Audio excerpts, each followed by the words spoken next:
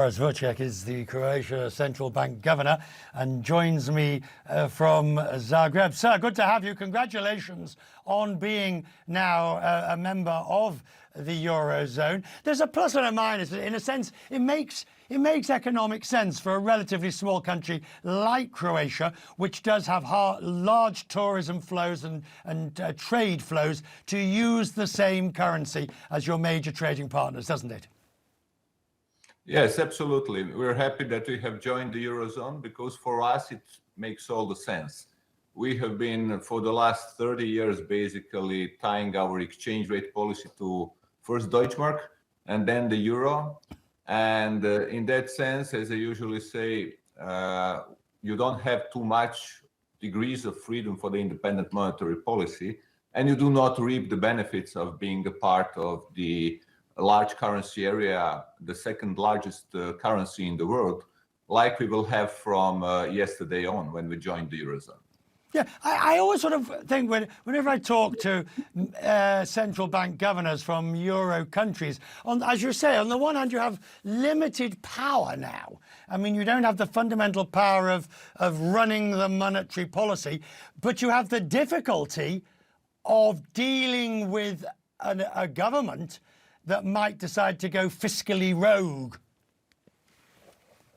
Well, I think that one of the benefits for Croatia of joining the Eurozone, on the path to joining the Eurozone, was exactly that the fiscal policy has done a lot.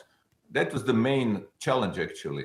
The monetary was always in place in the sense that our inflation rate was very close, almost exactly the same as in the Eurozone for decades, basically. The exchange rate was aligned also with the euro as we were pegging to euro, and the interest rates were also on the path of joining the Eurozone, the Maastricht criteria. But the fiscal was basically the one that was needed to be tackled, and the government has then done huge reduction in the public debt in order to get us into the Eurozone. I think this is a good thing. We have came down from 84% of public debt to GDP ratio down to 71 before the pandemics broke out, and then in 2020 the public debt went up to 86% again, and we expect it at the end of the 2022 to be again below the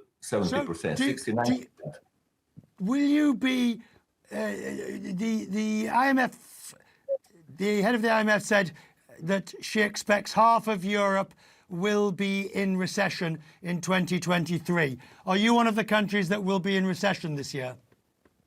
No, we expect that we will have a modest growth of 1.4% in 2023. Risk is after the very strong growth in 2022, which we expect to be at 6.3%. Are you going to be a dove or a hawk on the governing council when it comes to monetary policy? Are you going to be seeing inflation round every corner? Well, I don't expect myself to be either a dove or a hawk. I expect myself to be a reasonable policymaker, as I think I have been throughout my career, which lasts in central banking since 2020. And we as central bankers definitely have a single most important goal, and that is to bring the inflation to the target, medium-term target. So this is what I will argue for. Okay, but I was interested. I was talking to, of course, Raghuram Rajan, former central bank governor of India, a moment ago, who you'll know, and he says that the real issue is once you get down to the last mile, once you get to within 1.5%, and that's when people like you, because by then the public will be feeling the pain, unemployment may have risen, some will be in recession. Will you have the stamina to see it all the way down to 2%? We need to see it down all the way to 2% because inflation simply is not good. It's not good for the growth. It's not good for the standard of living. Otherwise, we would not have had such a target as central bankers. So we need to bring it down to 2%.